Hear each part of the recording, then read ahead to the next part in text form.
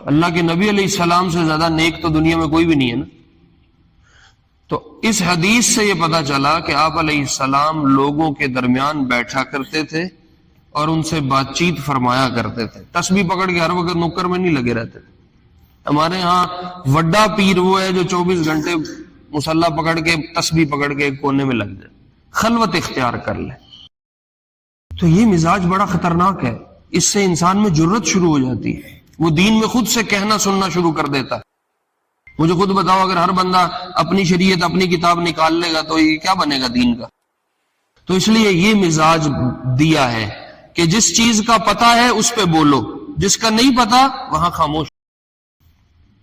تو قرآن میں جو تذکیر کا حصہ ہے, جس میں جنت جہنم آخرت کا, اللہ رسول کا, قبر حشر کا, ایمانیات کا, اللہ کی قدرت کا, اللہ کے بنائے ہوئے نظام کا, زمین آسمان کے نظام کا, اللہ نے جو آیات دی ہیں ان کا, وہ جو بیان ہے قرآن میں وہ بالکل آسان ہے اور انسان کو خود پڑھنا چاہیے. اس میں ظاہر ترجمہ ہے, ترجمہ پڑھو اور اس سے اپنا جو مطلب معنی سمجھ میں آئے اس کو اخذ کرو. ظاہر ہے وہ قبر آخرت بیان ہوئی ہے, جنت جہنم بیان ہوئی ہے, ایمان والوں کو کیا ملے گا, کفر والوں کو کیا ملے گا, اللہ کے فرما برداروں کے ساتھ معاملہ کیا ہوگا, نافرمانوں کے ساتھ. یہ ساری چیزیں پڑھنے کی ہیں, پڑھو قرآن, اس میں کوئی انکار نہیں ہے. لیکن جب آپ مسائل کو اپنے ہاتھ میں لے کے شروع ہو جاؤ گے تو پھر یہ ایسے ہی ہے, ایک آدمی نے سرجری سیکھی نہیں اور وہ کسی کا جسم پھاڑ کے سرجری شروع کر دے, وہ کیا کرے؟ اب دیکھو ایک ہی آیت ہے, ابو ایوب انصاری بالکل اور معنی کر رہے ہیں رضی اللہ عنہ, اور اس شخص نے جس نے وہ آیت بول کے اس کو بلانے کی کوشش کی اس نے بالکل اور معنی. اب ہمارے ہاں تیزی ہے زندگی میں, ضروریات خواہشات کو پورا کرنے کا ایک طوفان ہے. صبح انسان اٹھتا ہے اور کمائی کے چکر میں پڑتا ہے اور رات اسی پہ پھیرے کاٹتے کاٹتے بستر پہ آ کے سو جاتا ہے. نمازیں بھی گئیں, قرآن کی تلاوت بھی گئی, نہ قبر کی ہوش ہے نہ آخرت کی ہوش ہے. اسی وہ کوہلو کے بیل کی طرح چکر کاٹتے کاٹتے ایک دن موت آ جاتی ہے اور قبر میں دفنا کے لوگ واپس گھر آ جاتے ہیں. عزیز اقارب 5-7 دن یاد کرتے ہیں, اور جو بہت قریبی ہیں, اولاد ہے, بیوی ہے, وہ 6 مہینے یاد کر لیتی ہے, سال یاد کر لیتی, بس پھر گئی داستان. وہ اپنی گزار کے گزر چکا. پچھلوں نے ذمہ داریاں سنبھال لی, پچھلوں نے دکان سنبھال لی, پچھلوں نے مال سنبھال لیا, پچھلوں نے پینشن سنبھال لی. تمہاری اگلی کہانی ان کی اپنی کہانی.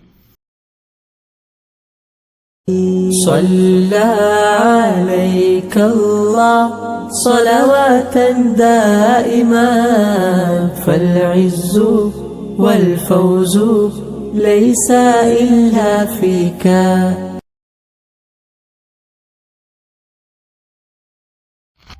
پچھلے کچھ جمعوں سے میں نے ایک حدیث کا بیان شروع کیا ہے جس کے روایت کرنے والے حضرت عمر رضی اللہ عنہ ہیں, اور انہوں نے روایت میں بتایا کہ ایک کہانی سنائی ہے, ایک قصہ بتایا کہ ایک شخص اللہ کے محبوب علیہ السلام کے پاس آئے جب اور لوگ بھی موجود تھے, صحابہ کی مجلس لگی ہوئی تھی. حضرت عمر نے ان کی کچھ ظاہری حیت بتائی کہ وہ بڑے صاف ستھرے رنگ والے تھے, صاف ستھرے لباس والے تھے, ظاہری ان کی حیت, ان کا گیٹ اپ بالکل صاف ستھرا تھا, اس پہ کوئی سفر کے نشان نہیں تھے. لیکن مدینہ والوں میں سے انہیں کوئی جانتا بھی نہیں تھا. انہوں نے آ کے کچھ سوالات کیے, وہ سوالات میں نے آپ کو سنائے. اس حدیث میں 4 سوال تھے اور اللہ کے محبوب علیہ السلام کے 4 جواب تھے, وہ عرض کر چکا ہوں. کچھ باتیں حدیث سے بظاہر سمجھ میں آ جاتی ہیں, کچھ باتیں اشاروں سے سمجھ میں آتی. تو محدثین جب حدیث کو بیان کرتے ہیں تو وہ اشاروں سے ملنے والے نکات اور اشاروں سے ملنے والے اسباق کو بھی ذکر کرتے ہیں. تو اس ایک حدیث سے محدثین نے بہت سارے اشارے اور بہت سارے فوائد نقل کیے. ان میں سے 2-4 بس آج عرض کرنے, پھر انشاءاللہ اگلے جمعے سے اگلی روایت کو ہم بیان کریں گے. اس حدیث میں ایک بات تو یہ ہے کہ اللہ کے محبوب علیہ السلام لوگوں کے درمیان آ کے بیٹھے ہوئے تھے اور مجلس چل رہی تھی جب یہ ایک آنے والا شخص آیا اور گردنیں پھلانگتا ہوا آپ کے بالکل پاس آ کے بیٹھ گئے. اور میں نے آپ کو سنایا تھا کہ انہوں نے آ کر عجیب کام یہ کیا کہ بالکل اپنے گھٹنے اللہ کے محبوب علیہ السلام کے گھٹنوں سے یوں جوڑ دیے، اور روایت کے الفاظ ہیں کہ اپنے ہاتھ حضور کے گھٹنوں پہ رکھ کے یوں حضور کے گھٹنے پکڑ لیے علیہ الصلوۃ والسلام، اور کچھ روایات میں کہ اپنے گھٹنے پکڑ لیے۔ تو ان کے آنے کا سٹائل بھی بڑا عجیب تھا۔ ایک یعنی مجلس لگی ہوئی ہے، لوگ بیٹھے ہوئے چاروں طرف، ایک بندہ باہر سے آئے اور وہ سب کی گردنیں پھلانگے، سب کے کندھے پھلانگتا پھلانگتا ساری مجلس کو کاٹ کے توڑ کے ہٹو بچو اور بالکل پاس آ کے بیٹھ جائے۔ تو یہ ان کا ایک آنا ہی ایک عجیب کام تھا۔ تو محدثین نے لکھا ہے کہ اللہ کے محبوب علیہ السلام کے بارے میں پتہ چلا اس حدیث سے کہ وہ لوگوں کے درمیان بیٹھتے تھے، تو اس لیے انسان کو زیادہ نیکی کے چکر میں لوگوں سے کٹ کے اور بچ کے نہیں رہنا چاہیے، لوگوں کے درمیان رہنا چاہیے۔ ایک آدمی کو زیادہ نیکی چڑھ جائے، زیادہ عمل چڑھ جائے، بعض دفعہ آ جاتا ہے جوش بہت زیادہ، تو وہ کہتا ہے بس میں نے لوگوں سے ملنا جلنا ہی چھوڑ دینا۔ ہمارے ہاں نیکی کا تصور بھی یہی ہے، جو زیادہ نیک ہو جائے اس کا کیا کام ہے؟ اس کا کام بازار میں نہیں ہے، اس کا کام لوگوں کے پاس بیٹھنے کا نہیں ہے، اس کا کام تسبیح پکڑے اور مسجد کی نکر لگ جائے۔ تو اللہ کے نبی علیہ السلام سے زیادہ نیک تو دنیا میں کوئی بھی نہیں ہے نا۔ تو اس حدیث سے یہ پتا چلا کہ آپ علیہ السلام لوگوں کے درمیان بیٹھا کرتے تھے اور ان سے بات چیت فرمایا کرتے تھے، تسبیح پکڑ کے ہر وقت نکر میں نہیں لگے رہتے تھے۔ ہمارے ہاں وڈا پیر وہ ہے جو 24 گھنٹے مصلی پکڑ کے تسبیح پکڑ کے ایک کونے میں لگ جائے، خلوت اختیار کر لے۔ تو لوگوں کو چھوڑ کے نیکی لینا، اس کی بجائے زیادہ مطلوب اور محبوب یہ ہے کہ لوگوں کے درمیان رہتے ہوئے نیکی کی جائے۔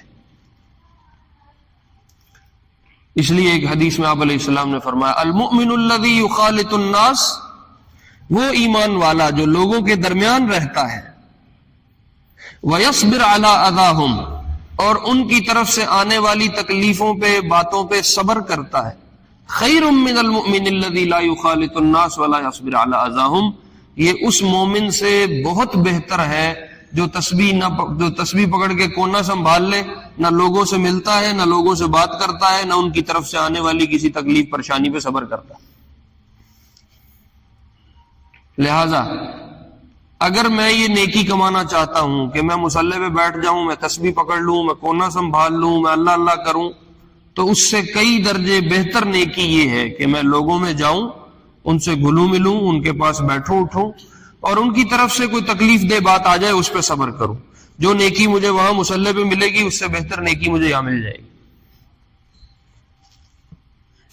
تو ایک تو اس حدیث سے یہ پتہ چلا کہ خلوت کی بجائے جلوت میں رہتے ہوئے اللہ اللہ کرنا یہ زیادہ محبوب ہے، یہ مطلوب ہے، اور آپ علیہ السلام کی زندگی سے یہ ملتا ہے۔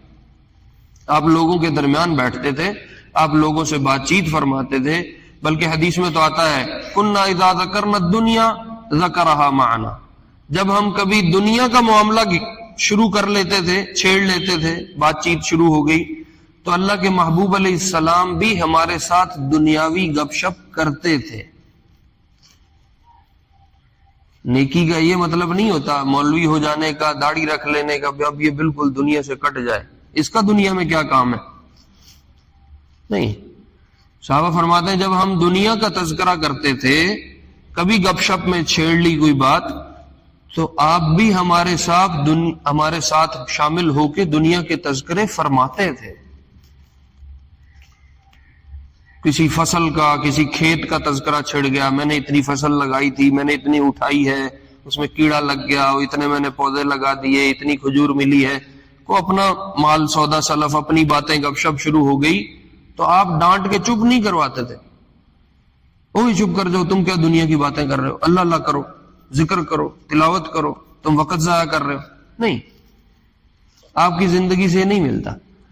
صحابہ کہتے ہیں ہم جب دنیا کا تذکرہ چھیڑتے تھے تو آپ ہمارے ساتھ دنیا کا تذکرہ کر لیتے تھے۔ وَإِذَا ذَكَرْنَا الْآخِرَةَ ذَكَرَهَا مَعَنَا، جب کبھی ہم آخرت کو چھیڑتے تھے تو اللہ کے محبوب ہمارے ساتھ آخرت پہ شروع ہو جاتے تھے، آخرت کی بات شروع کر دیتے۔ تو یہ جو نیکی کا ایک ہمارے ہاں تاثر اور تصور بنا ہے کہ نیک بندہ تو وہ ہے جو نہ لوگوں سے ملتا ہے، نہ لوگوں سے بات کرتا ہے، اور بس کونے میں بیٹھ کے اللہ اللہ کرتا ہے، یہ تصور غلط ہے۔ آپ علیہ السلام کی ذات لوگوں میں گھلتی ملتی تھی، لوگوں میں بیٹھتی تھی، لوگوں سے بات چیت، ان کے دنیاوی معاملات دیکھنا، ان کے دینی معاملات دیکھنا، ان کی اونچ نیچ میں شامل ہونا، ان کی غمی خوشی میں شامل ہونا۔ اور اگر کسی اس سارے معاملے کے دوران کسی کی طرف سے کوئی تکلیف آ جائے اس پہ صبر کرنا، کسی نے کوئی اونچی نیچی بات کہہ دی، کمی زیادتی کا بول دیا جس سے دل کو تکلیف ہوئی تھوڑی، اس پہ صبر کرنا اور اللہ سے اجر کی امید رکھنا، یہ بہترین نیکی ہے۔ تو ایک تو اس حدیث سے صحابہ محدثین نے یہ بات نکالی کہ اللہ کے محبوب علیہ السلام لوگوں کے درمیان بیٹھا کرتے تھے، لوگوں سے میل جول ملاقات رکھتے تھے، صرف مسجد کے آدمی نہیں تھے۔ دوسری بات، اس حدیث میں آنے والے جو تھے انہوں نے آ کے پوچھا، یا رسول اللہ اخبرنی عن الساعہ، مجھے قیامت کے بارے میں کچھ بتائیں کہ قیامت کب آئے گی۔ تو آپ علیہ السلام نے بجائے جواب دینے کے کہ قیامت کب آئے گی، چونکہ آپ کو خود بھی علم نہیں تھا، میں نے بتایا ہے، آپ نے فرمایا مل مسئول عنہا بأعلم من السائل، جتنا پوچھنے والے کو پتا ہے اتنا ہی پوچھے جانے والے کو پتا ہے، اس سے زیادہ میرے پاس بھی کوئی علم نہیں ہے۔ یعنی اگر آپ کو معلوم نہیں ہے قیامت نے کب آنا ہے تو جس سے پوچھ رہے ہو اس کو بھی کوئی زیادہ علم نہیں ہے قیامت نے کب آنا ہے۔ تو محدثین نے اس سے یہ بات لکھی ہے کہ اس آپ کے ارشاد سے امت کے لیے یہ سبق تھا کہ جس چیز کا علم نہ ہو اس میں زیادہ بڑھ چڑھ کے فتوے نہیں دینے چاہیے، بغیر علم کے فتوے دینے سے گریز کرنا چاہیے۔ ایک مسئلے کا مجھے پتہ ہی نہیں ہے، اس کے بارے میں میری کوئی تحقیق ہی نہیں ہے، اس کے بارے میں مجھے زیادہ علم ہی نہیں ہے، تو ایسے ہی میں لمبے لمبے تبصرے کر رہا ہوں، تقریریں جھاڑ رہا ہوں، تو یہ آپ کی ساری تقریر، ساری بات بالکل بے بنیاد ہو جائے گی۔ اس لیے جب تک کسی مسئلے کا پوری طرح علم نہ ہو تب تک اس میں بڑھ چڑھ کے فتوے دینا یہ دین کے مزاج کے خلاف ہے، اور آپ علیہ السلام کے مزاج کے خلاف ہے۔ دیکھو آپ سے زیادہ علم تو کوئی نہیں رکھتا، پوری کائنات میں آپ سے بڑا عالم تو دنیا میں نہ کوئی آیا ہے نہ کوئی آئے گا، خود صاحب شریعت ہے، خود صاحب کتاب ہے، لیکن جہاں آپ کو بھی کچھ نہیں معلوم تھا تو آپ نے ایسے ہی بنا چنا کے کوئی اس میں حکم بیان نہیں فرمایا، آپ نے کہا بھائی مجھے بھی نہیں پتا، جب تک اللہ کی طرف سے کوئی بات نہیں آئے گی میں کیسے بتا سکتا ہوں۔ اور بہت ساری چیزوں میں آپ سے سوال کیا گیا، آپ کو علم نہیں تھا، آپ خاموش ہو گئے، آپ نے کہا بھائی مجھے نہیں پتا، جب تک اللہ کی طرف سے کوئی بات نہیں آتی میں کیسے بولوں، کیا بتاؤں۔ تو فتوے دینے میں جرت پیدا کر لینا اور دین پہ خود اٹھ اٹھ کے بولنا شروع کر دینا اور جری ہو جانا اور اپنی طرف سے باتیں سنانا شروع کر دینا، یہ بڑی جرت کی بات ہے، اور دین کے معاملے میں جرت یہ نقصان دہ چیز ہے۔ فتویٰ دینے کا مطلب ہے آپ کہہ رہے ہو یہ چیز حلال ہے یا یہ چیز حرام ہے، حلال حرام کا مطلب ہے یہ چیز اللہ کو پسند ہے، یہ بات اللہ کو ناپسند ہے، تو آپ کو کہاں سے پتہ چلی؟ آپ کو کس نے بتایا ہے؟ آپ کو کہاں سے خبر ہوئی ہے؟ آپ اللہ سے مل کے آئے ہیں، ملاقات کر کے آئے ہیں؟ تو جب تک کسی بات کا پورا علم نہ ہو، اس کی سیاق سباق، اس کا آگے پیچھے پتہ نہ ہو، پوری اس کی تفتیش تحقیق نہ ہو، تب تک اس کے معاملے میں بات زبان کھولنا، اس کے معاملے میں بات کرنا، اس سے احتیاط برتنی چاہیے۔ جیسے اللہ کے محبوب علیہ السلام سے انہوں نے پوچھا قیامت کے بارے میں، آپ نے کہا کہ مجھے نہیں پتا۔ سادہ لفظوں میں یہی معنی ہے مجھے نہیں پتا، جتنا تمہیں پتا ہے اتنا مجھے پتا ہے، تمہیں بھی کچھ نہیں خبر، مجھے بھی کچھ خبر نہیں۔ تو دین کے معاملے میں یہ مزاج ہونا چاہیے کہ زبان پہ زیادہ جرت نہ ہو، دین کے معاملے میں خاموشی بہتر ہے۔ میں بھاگٹا والا میں کام سے گیا سودا خریدنے، تو ایک دکان پہ کھڑا، تو وہ جو دکاندار ساتھی تھے وہ میرے سے ایک مسئلہ پوچھنے لگ گئے. انہوں نے میرے سے مسئلہ پوچھا. اب میں اس مسئلے کو سوچ رہا ہوں کہ ان کا کیا حکم بنتا ہے، یا اس کو کیا بتانا ہے، یا کیسے سمجھانا ہے. ایک اور ساتھی ساتھ کھڑے، وہ ادھر سگریٹ بھی لگایا ہوا اور وہ اس کا وہ مسئلہ بھی سن رہے تھے. اس سے پہلے کہ میں بولتا انہوں نے اس کو حکم بتا بھی دیا اور بالکل غلط بتایا.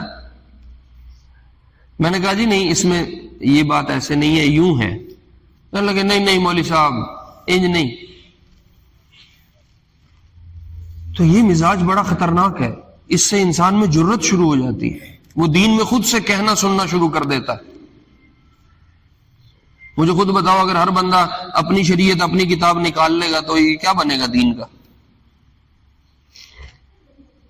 تو اس لیے یہ مزاج دیا ہے کہ جس چیز کا پتہ ہے اس پہ بولو، جس کا نہیں پتا وہاں خاموش ہو جاؤ، وہاں جرت نہ کرو. انہوں نے آگے کہا رسول اللہ قیامت کب آئے گی؟ آپ نے کہا مجھے علم نہیں ہے. حالانکہ آپ کوئی بھی بات بنا کے کر دیتے، چل جاتی، نبی ہے اس نے بتا دیا. بلکہ میں تو بعض دفعہ یہ سوچتا ہوں اگر خود سے کوئی بات کر کے بتا دیتے قیامت فلاں دن آئے گی، تو اللہ شاید قیامت اس دن قائم کر دیتے کہ نبی کی بات سچ ہو جائے، اپنے نبی کی بات کو سچ فرما دیتے. لیکن آپ خاموش ہو گئے، کہ مجھے نہیں پتا. تو یہ مزاج دیا ہے. اس لیے دین کے معاملے میں جب تک پورا علم نہ ہو، پوری چھان پھٹک نہ ہو، تب تک باتیں کرنا، تب تک جرت کرنا، خود سے دین بیان کرنا شروع کر دی، یہ خطرناک چیز ہے. ایمان والے گئے مزاج نہیں ہے. تیسری بات، انہوں نے آ کے اللہ کے محبوب علیہ السلام سے چند چیزوں کا سوال کیا اور دین کے کچھ معاملات کو سیکھنے کی کوشش کی.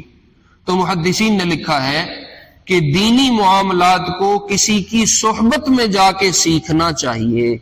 یہ اس حدیث نے بتایا. وہ یوں بھی تو کر سکتے تھے گھر ہی کو کتاب کھول کے پڑھ لوں، جانے کی کیا ضرورت ہے، کسی سے پوچھنے کی کیا ضرورت ہے. آج کل گوگل کا، نیٹ کا، فیس بک کا دور ہے، وہ گوگل کر لیتے ہیں مسئلہ، بس جو سمجھ میں آ گیا چلو خود سے ہی اپنی جتنی سمجھ میں آئی اس پہ عمل کر لیا. نہیں، دین کے علم کو کسی کی صحبت میں جا کے سیکھنا یہ اس حدیث سے ثابت ہے، اور اس حدیث نے ہمیں یہ سبق دیا ہے، یہ مزاج دیا ہے. وہ آنے والے پتہ کون تھے؟ یہ جو شخص آئے اور آ کے بیٹھے اور یہ سارے سوالات کر رہے تھے، یہ جبریل تھے علیہ السلام. اب جبریل کو علم نہیں ہے، شریعت ساری خود لے کے آئے ہیں، وحی ساری لانے والے کون ہیں؟ جبریل ہیں. اور آ کے آپ سے سوال کر رہے ہیں اور آپ جواب دے رہے ہیں، آپ سے مسئلے پوچھ رہے ہیں اور آپ بتا رہے ہیں، آپ سے دین سیکھ رہے ہیں اور آپ سکھا رہے ہیں. تو محدثین نے لکھا ہے اس حدیث نے بتایا کہ علم کسی کی صحبت میں جا کے سیکھنا، کسی کے پاس بیٹھ کے سیکھنا، کسی بڑے سے جا کے سیکھنا، یہ اس امت کو دیا گیا ہے. جب سے علم خود سیکھنا اور خود ہی پڑھنا اور خود ہی کرنا شروع کر دیا ہے، تب سے فتنوں نے اپنے منہ کھول لیے. اب ہر آدمی خود قرآن حدیث پڑھتا ہے اور روز ایک نیا فتنہ کھڑا ہو جاتا ہے. اتنے ہو گئے کہ اب سنبھالنے مشکل ہو گئے. دیکھو ایک یہ بات چلتی ہے جی قرآن تو خود پڑھنا چاہیے، حدیث تو خود پڑھنی چاہیے، اللہ نے علم تو ساری دنیا کے لیے دیا، صرف مولویوں کے لیے تو نہیں دیا. یہ بات بظاہر بڑی اچھی ہے، یہ بات بظاہر بہت اچھی ہے جی. قرآن خود کہتا ہے وَلَقَدْ يَسَّرْنَا الْقُرْآنَ لِلذِّكْرِ، ہم نے قرآن کو آسان بنایا. إِنَّمَا يَسَّرْنَاهُ بِلِسَانِكَ، ہم نے تو قرآن کو آسان بنایا. تو قرآن تو خود پڑھنا چاہیے، حدیث تو خود پڑھنی. یہ مولوی ایسے ٹھیکیدار بنے ہوئے بیچ میں، قرآن تو میرے لیے بھی آیا، آپ کے لیے بھی آیا، میں پڑھ لوں آپ پڑھ لو، اس پہ کون سا کسی کا ذاتی ملکیت ہے، کسی کی ہے ذاتی جاگیر ہے. تو اللہ رسول نے دیا ہے ساری امت کے لیے، سارے انسانوں کے لیے. مولویوں نے اپنی ٹھیکیداری کیوں بنائی ہے؟ یہ ایک بات چلتی ہے مجمع، قرآن حدیث تو خود پڑھنا چاہیے. یہ بات بظاہر بڑی خوبصورت ہے، لیکن اس کے پیچھے جو زہر چھپا ہوا ہے نا، وہ عموماً نظر میں نہیں ہوتا. جیسے یہ میڈیکل والے کیا کرتے ہیں؟ انتہائی کڑوی دوا کو اوپر سے میٹھی اور چینی کی کوٹنگ کر دیتے ہیں تاکہ کھانے والے کے جب منہ میں جائے تو اس کو کوئی کڑواہٹ محسوس نہ ہو، وہ اندر گزر جائے۔ یہ بات بالکل اسی طرح ہے، بظاہر اس پہ چینی کی کوٹنگ ہے لیکن اندر بہت کڑوی دوا بھری ہوئی۔ دیکھو میرے عزیزو، بات وقت مختصر ہے، میں جلدی سمجھانے کی کوشش کرتا ہوں۔ قرآن حدیث بالکل پڑھنا چاہیے، خود پڑھنا چاہیے۔ اللہ نے میرے لیے بھی دیا ہے، آپ کے لیے بھی دیا ہے۔ تھوڑا دین کے لیے وقت نکال کے خود قرآن کھول کے بیٹھو، خود علم حاصل کرو۔ قرآن آسان ہے، شریعت آسان ہے، دین آسان ہے، کسی مولوی کی ٹھیکیداری نہیں ہے، کسی کی جاگیرداری نہیں ہے، لیکن یہ بات ادھوری ہے۔ اب پوری بات آپ کو سمجھاتا ہوں۔ قرآن میں دو طرح کی چیزوں کے بیان ہیں۔ قرآن دو چیزوں کا مجموعہ ہے۔ نمبر ایک، قرآن میں جنت، جہنم، آخرت، اللہ، رسول، قبر، حشر یہ بیان ہوا ہے، اس کے متعلق آیات ہیں اور قرآن ان سے بھرا پڑا ہے۔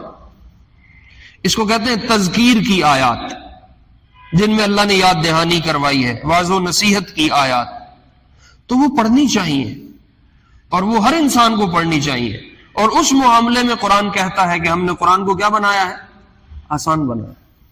لیکن قرآن میں کچھ مسائل بھی بیان ہوئے ہیں، قرآن میں کچھ احکام بھی بیان ہوئے ہیں، قرآن میں کچھ شریعت کے مسائل اور شریعت کی چیزیں بھی بیان ہوئی ہیں، فقہ جس کو ہم کہتے ہیں۔ وہ جو قرآن کا حصہ ہے وہ خود پڑھنے میں نقصان ہوتا ہے،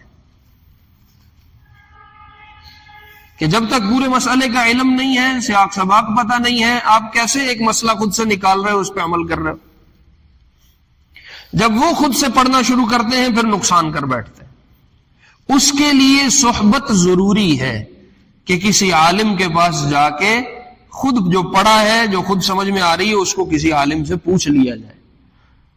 دنیا کا کوئی بھی کام سیکھنا ہو اس میں کسی سے سیکھا جاتا ہے نا، کوئی نہ کوئی استاد تے بندے دا ہوندا ہے، کسی کو تو جا کے سیکھنا ہے نا۔ ورک شاپ کا کام کسی سے سیکھتے ہیں، حتیٰ کہ جوتے گانٹھنے تک کا کام کسی سے سیکھتے ہیں۔ جب قرآن حدیث کی باری آتی ہو آدھے نے اسی آپ سارا کچھ، سانو کسی کو جان دی لوڑ نہیں، ہم خود ہی سب کچھ پڑھیں گے، ہم خود ہی سمجھیں گے۔ قرآن حدیث مولویوں کی ٹھیکیداری تھوڑی ہے۔ تو ایک آدمی جس کو نہ صرف آتی ہے، نہ نحو آتی ہے، نہ منطق آتی ہے، نہ بلاغت آتی ہے، نہ علم البیان، نہ علم الکلام، نہ ناسخ منسوخ کا علم، نہ اس کو حدیث کا پتہ، نہ اس کو فقہ کا پتہ، نہ اس کو عقائد کا پتہ، اس کو کچھ خبر نہیں ہے۔ وہ دن میں دکان چلاتا ہے، شام کو آ کے قرآن کھول کے شروع ہو جائے کہ میں نے خود قرآن سمجھنا ہے اور خود مسئلے نکالنے ہیں، وہ اعوذ باللہ بسم اللہ سے شروع کر کے سورۃ ناس تک پہنچے گا، وہ اپنی شریعت نہیں بنا لے گا۔ اس کے مسائل اگر نکال کے دیکھو گے وہ اور کچھ ہوں گے، اور جو دین شریعت نے مزاج اور مسائل دیے ہیں وہ کچھ اور ہوں گے۔ سارا دن کدال چلائی، کسی چلائی، سارا دن پنجابی جا دن ہل وایا، گوڈی کیتی، کھاد پائی، شام آیا قرآن لے کے بہ گیا ہوں میں اپنی شریعت کڈنی، یہ کیا کرے گا؟ اور یوں اگر ہر آدمی کے ہاتھ میں شریعت پکڑا دو تو یہ تو شریعت کا پتہ نہیں کیا بنے گا۔ جتنے لوگ ہیں اتنی شریعتیں بن جائیں گی۔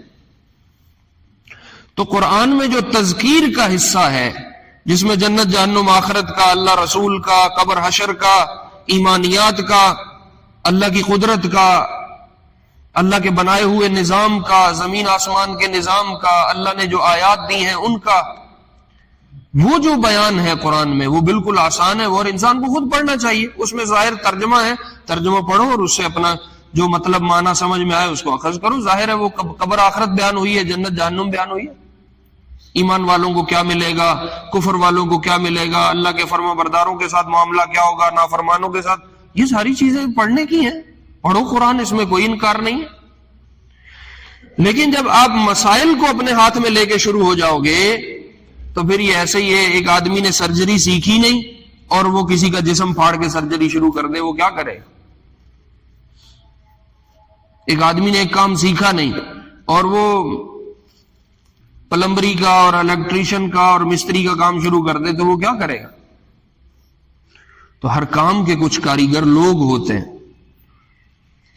یا ان کاریگروں جیسے بن جاؤ پھر کرو کاریگری، اور یا پھر ان کی صحبت میں چلے جاؤ، ان کو کہو جی ہمیں بتا دیں، ہمیں سکھا دیں، ہمیں سمجھا دیں، تاکہ ہم اس کے مطابق چل لیں۔ جیسے جبریل آئے، اللہ کے محبوب علیہ السلام کے پاس بیٹھے اور آپ سے پوچھا یا رسول اللہ اسلام کیا ہے، ایمان کیا ہے، احسان کیا ہے، آخرت کب آئے گی، آخرت کی نشانیاں کیا ہوں گی، یہ سارے سوالات کیے۔ کس سے کیے ہیں؟ آپ علیہ السلام سے آگے کیے ہیں۔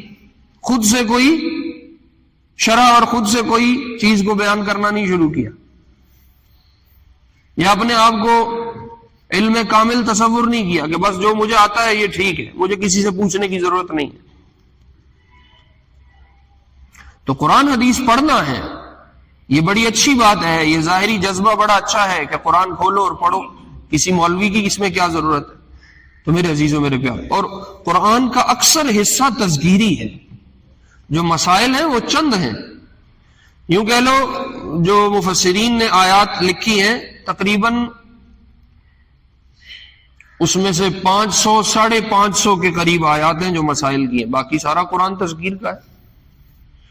تو وہ 500 550 آیات جو مسائل سے متعلق ہیں ان کو چھوڑ دو، یا اس میں خود کاریگر بن جاؤ، پھر کاریگری کر لو، اور اگر خود نہیں بنتے ہو پھر ان معاملات میں کسی بڑے سے رجوع کر لو، کسی اور سے پوچھ لو جو سمجھتا ہے، جو جانتا ہے۔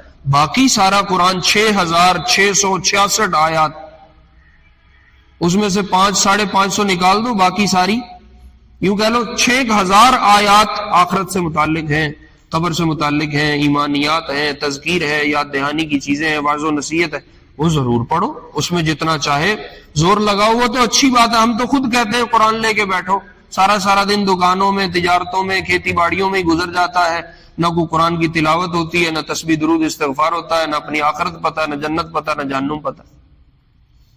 ہم تو خود کہتے ہیں پڑھو بیٹھ کے۔ تو اس لیے قرآن حدیث کو پڑھنا اچھی بات ہے اور ضرور پڑھنا چاہیے، اور مولوی کی طرف سے کوئی رکاوٹ نہیں ہے، اور مولوی کی کوئی ذاتی جاگیر نہیں ہے۔ جو لینا چاہے قرآن کھولے، لے، ضرور لے، لیکن مسائل کی آیات میں کہا تھوڑی جرت سے کام نہ کرو، تھوڑی دیر خاموش ہو جاؤ، کسی بڑے سے پوچھ لو۔ خود سے کرو گے تو پتہ نہیں کیا کرو گے، کسی سے پوچھ کے چل لو گے تو اچھا ہو جائے گا۔ قرآن حدیث کا معاملہ نازک بہت ہے، اس لیے 2 باتیں اس پہ سنا دیتا ہوں۔ جنگ میں کھڑے قسطنطنیہ کو فتح کرنے کے لیے صحابہ کی صفیں لگی ہوئی تھی، تو ایک آدمی نکلا اور اس نے اکیلے نے جا کے حلہ بول دیا۔ تو اتنے بڑے لشکر کو اکیلا سامنا تو نہیں کر سکتا، کسی نے دیکھ کے کہا لا تلقوا بأیدیکم الی التہلکہ، قرآن کہتا ہے اپنے آپ کو ہلاکت کے آگے نہ ڈالو، تجھے کیا ضرورت ہے اکیلا جا کے اتنے بڑے لشکر کے آگے تو کھڑا ہو گیا، اپنے آپ کو مروانے کے چکر میں پڑ گیا، قرآن نے منع کیا تو کیوں جا رہا ہے؟ تو ابو ایوب انصاری رضی اللہ عنہ کھڑے تھے، انہوں نے کہا نہیں، یہ آیت اس معنی میں نہیں اتری جس معنی میں تم کر رہے ہو، ابھی ہم موجود ہیں جن کے لیے قرآن اترا تھا، ابھی ہم موجود ہیں جن کی موجودگی میں قرآن اترا تھا، یہ آیت اس معنی میں نہیں ہے جس معنی میں تم سنا رہے ہو۔ تو انہوں نے کہا پھر حضرت آپ بتائیں کس معنی میں ہے؟ ابو ایوب انصاری رضی اللہ عنہ فرمانے لگے اس کا معنی یہ تھا کہ جب فتوحات ہو گئیں اور اسلام کا جھنڈا لگ گیا اور اللہ نے اسلام کو غلبہ دے دیا، تو انصار مدینہ اکٹھے ہوئے اور انہوں نے آپس میں مشورہ کیا کہ اللہ نے اپنے نبی کی صحبت کے لیے ہمیں چنا تھا، اپنے دین کی مدد نصرت کے لیے ہمیں چنا تھا، ہماری ساری زندگی اسی دین کے لیے لگ گئی، اب اللہ کا شکر ہے اسلام کو فتح مل گئی ہے، اس کا غلبہ ہو گیا ہے، لہٰذا اب ہمیں تلوار چھوڑ کے گھر بیٹھنا چاہیے، اپنے بیوی بچوں کو بھی کچھ توجہ دینی چاہیے، اور اپنے مال متاع مویشی کو بھی کچھ دیکھنا چاہیے، ہماری ساری زندگی تو جنگوں میں گزر گئی ہے، اب کافی کر لیا ہے، اب اللہ کا شکر ہے اسلام غالب آ چکا ہے، اب بس ہمیں گھر بیٹھنا چاہیے۔ اس پہ قرآن نے کہا تھا کہ گھر میں بیٹھ جانا اور مال مویشی کی فکر میں لگ جانا یہ تمہارے لیے ہلاکت ہے، اپنے آپ کو ہلاکت میں نہ ڈالو۔ اس ہلاکت کا نہیں کہا تھا کہ دشمن کے سامنے جا کے کھڑے نہیں ہونا۔ اب دیکھو ایک ہی آیت ہے، ابو ایوب انصاری بالکل اور معنی کر رہے ہیں رضی اللہ عنہ، اور اس شخص نے جس نے وہ آیت بول کے اس کو بلانے کی کوشش کی، اس نے بالکل اور معنی کیا۔ جب آپ خود سے قرآن ہاتھ میں پکڑ لو گے تو یہ ایسے ہی ہے جیسے ہتھیار خود پکڑ لیا ہے۔ اب اگر تو کاریگر ہو تو پھر تو کام ٹھیک ہے، اور اگر کاریگر نہیں ہو پھر کیا کرو گے؟ پھر نہ ناسخ منسوخ پتہ ہے، نہ عقائد پتہ ہے، نہ فقہ پتہ ہے، نہ حدیث پتہ، پھر خود سے جو آئے گا شروع ہو جاؤ گے تو پھر جو نقصان ہوگا وہ اب ہم سب اپنی آنکھوں دیکھ رہے ہیں۔ ہر بندہ نیا پروفیسر ہے، ہر بندے کی اپنی شریعت ہے، اپنی کتاب ہے، وہ پتہ نہیں کیا کیا بیان کر رہا ہے۔ ہوں اینے ہو گئے نے سانو قابو کرنے اوکھے ہو گئے۔ حدیث کے معاملے میں، دین کے معاملے میں جرت سے بولنا، اپنی طرف سے کچھ کہنا، یہ خطرے کی چیز۔ ایک صحابی آیا، انہوں نے کہا رسول اللہ کو بات چل رہی تھی، آپ نے کہا رات کو جب سونے لگو تو یہ دعا پڑھا کرو۔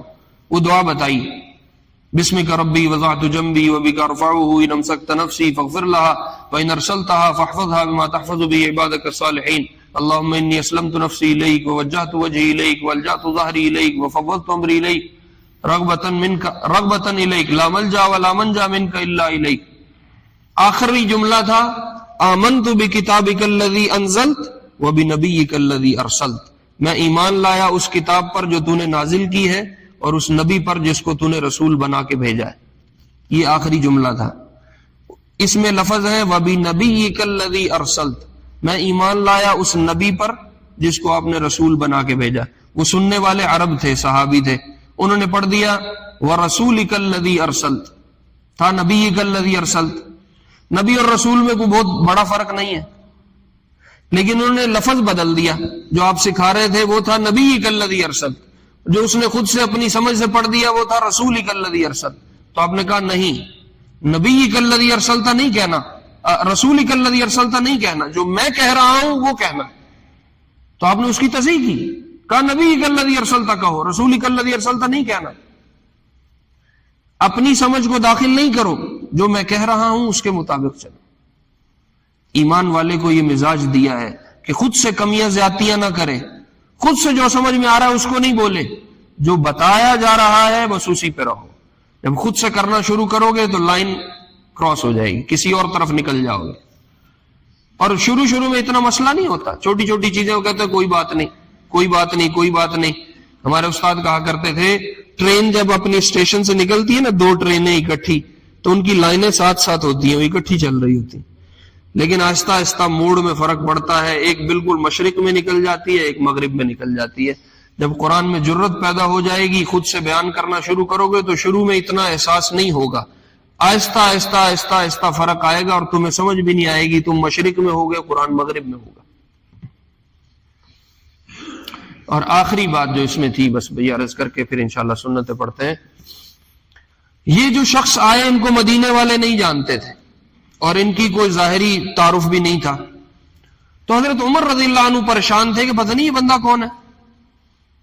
مجلس ختم ہو گئی، وہ شخص اٹھ کے چلے گئے اپنے سوال کر کے۔ آپ نے پیچھے بندہ بھیجا، جاؤ بھئی ان کو بلا کے لاؤ، یہ جو میاں آئے تھے جو سوال کر کے گئے ہیں ان کو بلاؤ، ان پوچھیں تو صحیح ہے کون ہے۔ جب پیچھے آدمی گیا تو وہ ڈھونڈنے پہ ملے ہی نہیں، وہ جا چکے تھے۔ تو حضرت عمر بڑے پریشان ہوئے کہ پتہ نہیں یہ کون انسان تھا۔ خیر مجلس برخاست ہو گئی، حضرت عمر چلے گئے اپنے کام پہ۔ حضرت عمر رضی اللہ عنہ نے ایک دوسرے صحابی ہیں عتبان بن مالک رضی اللہ عنہ، بڑے صحابی عتبان بن مالک، ان کے ساتھ جوڑی بنائی ہوئی تھی۔ جوڑی کیا تھی؟ ایک دن میں کاروبار دیکھوں گا، تم مسجد میں جا کے دین سیکھو گے، دوسرے دن میں مسجد میں جا کے دین سیکھوں گا اور تم کاروبار پہ بیٹھو گے، یہ آپس میں طے کیا ہوا ہے۔ تو ایک دن ایک مسجد میں جاتا تھا، دوسرا دکان پہ بیٹھتا تھا، دوسرے دن دوسرا مسجد جاتا تھا، پہلا دکان پہ بیٹھتا تھا۔ اس ترتیب پہ صحابہ چلا کرتے تھے کہ مسجد میں بھی موجودگی رہے، حاضری رہے، جو دین آ رہا ہے وہ سیکھتے رہیں، وہ سمجھتے رہیں اور اپنا کاروبار بھی چلاتے رہیں۔ حضرت عمر رضی اللہ عنہ وہ مجلس برخاست ہوئی، چلے گئے۔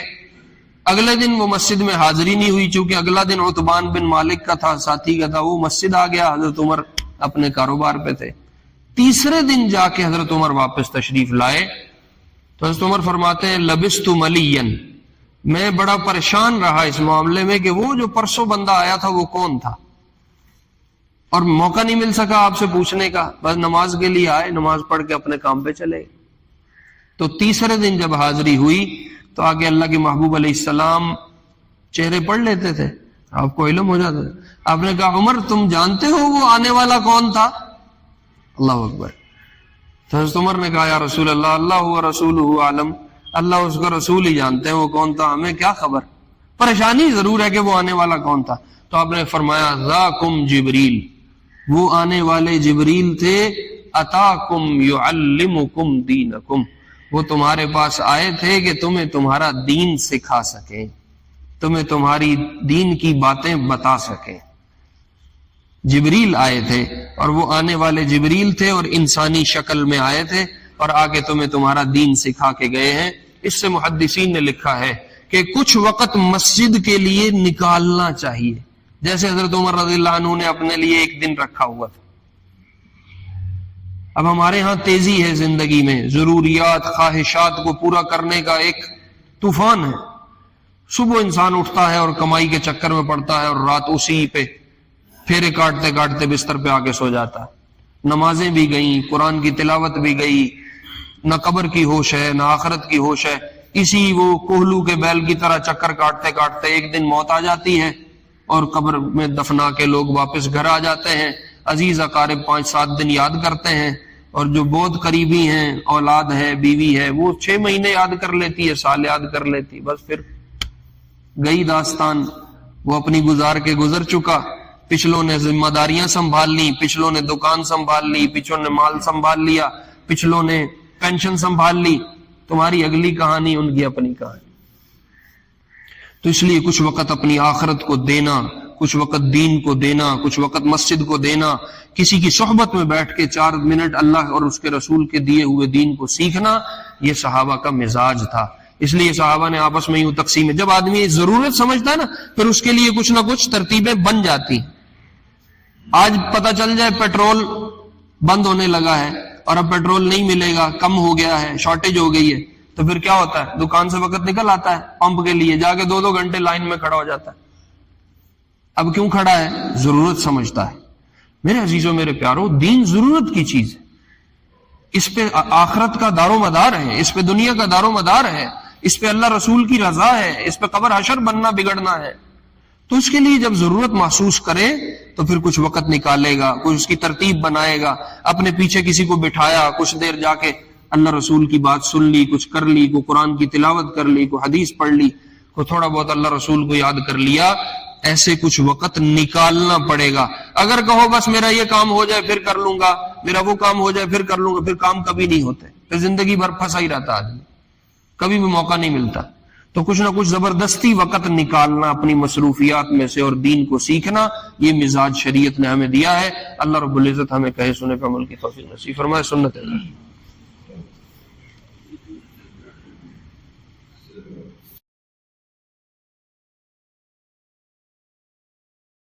صلى عليك الله صلواتا دائما فالعز والفوز ليس إلا فيك